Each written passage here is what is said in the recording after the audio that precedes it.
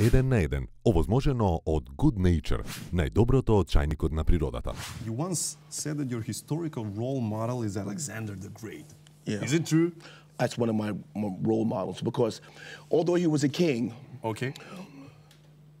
he always went after other and bigger things. He never settled.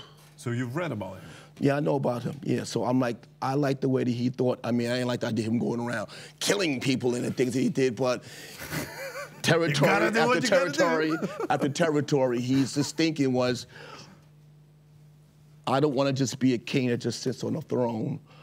I want to earn it, and that's how I want to do it. I don't want anybody to give me anything. I don't mind working for it and earn it because the people make you who you are, you know, and that's pretty much how I firmly believe. And not going into politics, but do you know about the whole dispute between Macedonia and Greece? Are you familiar with it? No.